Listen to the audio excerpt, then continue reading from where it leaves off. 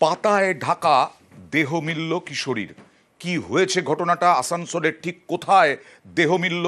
সরাসরি চলে যাব, প্রতিনিধি দীপকের কাছে যাব। দীপক, কি ঘটেছে আসানসোলের ঠিক কোথায় এই জায়গাটা? তুমিও বোধহয় ঘটনাস্থলেই রয়েছে সম্ভবত।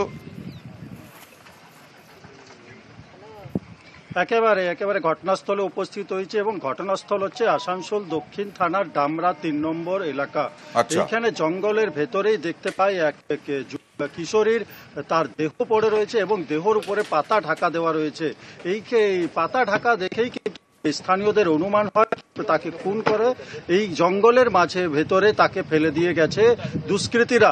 কিন্তু এই জঙ্গলে তার দেহ এলো কি করে তা নিয়ে কিন্তু বিভিন্ন পরিচয় কি জানা গেছে ইতিমধ্যে এলাকাবাসীর দেখো, পুলিশ জানাচ্ছে এখনো যুবতীর নাম বা পরিচয়, সে কোথা থেকে এসেছিল, কোথাকার বাসিন্দা তা জানাতে পারেনি। ইতিমধ্যেই কিন্তু দেহ উদ্ধার করে ময়না তদন্তের জন্য আসানসোল জেলা হাসপাতালে পাঠানো হয়েছে। ফেলে রেখে গেছে, সেখানে তো কোনো সিসি ক্যামেরা নেই, কিচ্ছু নেই।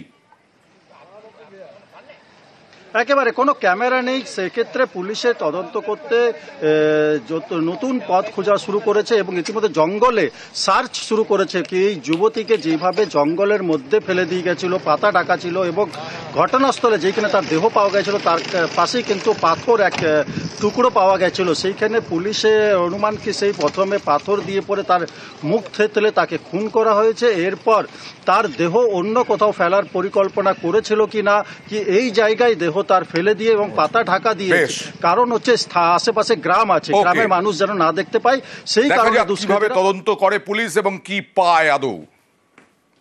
আমি তো বেশ কিছুক্ষণ আগেই খবর পেলাম ফোনে যে এরকম একটা মেয়ে নাকি এখানে রাত্রেবেলা মার্ডার হয়েছে। জঙ্গল বেঁচে থাকুক, কিন্তু খাদান বা পাথর খাদান বা এই ধরনের কয়লা খাদানগুলোকে কেন্দ্র করে জঙ্গল গড়ে উঠেছে যেখানে মানুষের আনাগোনা কম, এইভাবে কার্যকলাপ দুষ্কৃতীরা করছে, এটা আমাদের এলাকার জন্য খুব বিপজ্জনক। দেখুন, আমরা তো আর বডি ছুঁইনি বা দেখিনি, নারিনি, যেটুকু পুলিশ তুললো তাতে আমি বুঝতে পারলাম যে একে মানে নৃশংসভাবে একদম হত্যা করা হয়েছে। এলাকার লোক তো চাই প্রথম কথা এই অঞ্চলের সিকিউরিটি, প্রথম কথা।